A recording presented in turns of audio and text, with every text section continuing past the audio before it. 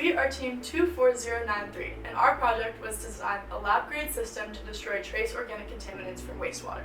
I'm Hannah. I'm Molly. I'm Ellie. And I'm Avery. Our sponsor was the SciES Research Group and the Department of Chemical and Environmental Engineering. Our mentor was Dr. Eduardo SciES, and our graduate student mentor was Ursilio Zamila. As climate change continues to warm the planet and we lose more freshwater sources, it's essential that we consider alternative ways to treat contaminated water into potable water.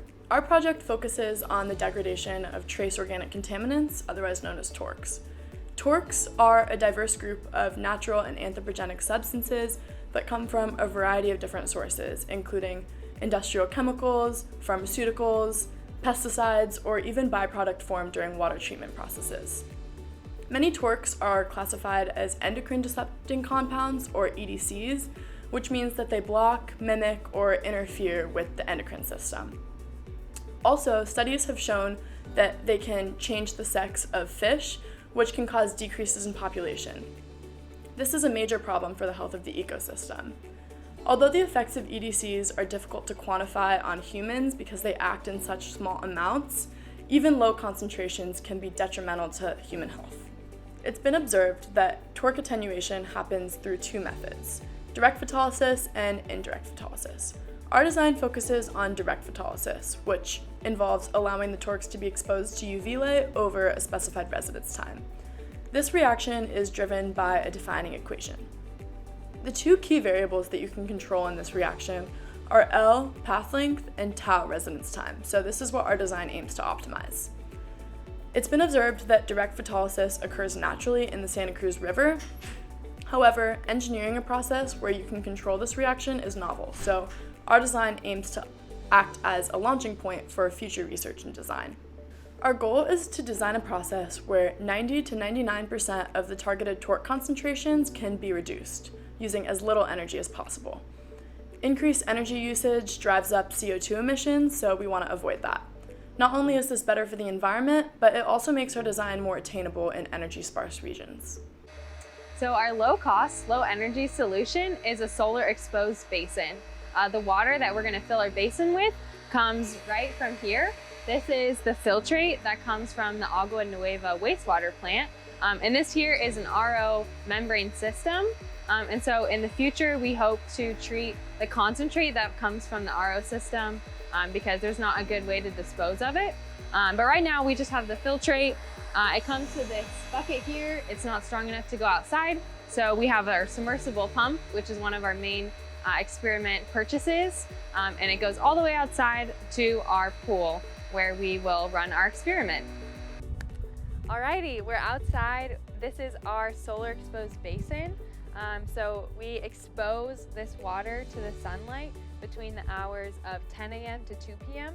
This is the highest irradiance that we get from the sun each day, and it also is another way to match our data with the Santa Cruz River data, which Dr. SciES's research group collected. Another way that we modeled our design similar to the previously collected data is by the depth of water. So this is our path length L, which is a design parameter. And we set it to 30 centimeters, which is about the average depth in the Santa Cruz River as well. And you can see on this graph that the optimal path length is where we can increase the absorbance without decreasing the intensity of the light that the water actually receives, and that the TORCs can then absorb and be degraded by. Our testing that we did, we exposed it to the sunlight in that 4-hour period, and we did that for 2 days, so that was a total of 8 hours, and that's our residence time, and that is also a design parameter and used in the suggestions that we will make. In addition to the experimental version of an infiltration basin, we have also assembled a system with a 254 nanometer UV reactor. So we have our inlet tank that is connected to a pump that pushes the water up to the UV reactor and finally to the outlet tank. All of these different components are connected by PVC piping and various sized valves. Now let's dive into the experimental procedure. First, we need to run DI water through the system for about 30 minutes at its highest possible flow rate.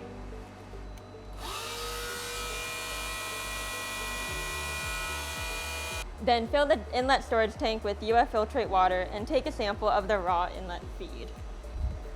Turn on the pump and wait a couple minutes to ensure all DI water is flushed through the system. Adjust the flow rate using the flow meter, which is directly correlated to residence time. Once all samples have been collected, prepare them for LCMS analysis. And the UV reactor experiment was performed 2 times to test the validity of our results and increase the reliability of the conclusions drawn. After taking our samples, we analyzed them with LCMS, or liquid chromatography mass spectroscopy.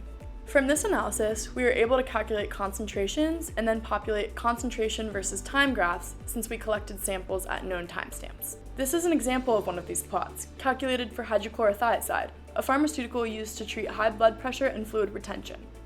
We can compare this graph to the theoretical model to better understand the differences in torque attenuation in experimental versus theoretical data. You can see here that once you extend our experimental curve, they look relatively similar in shape.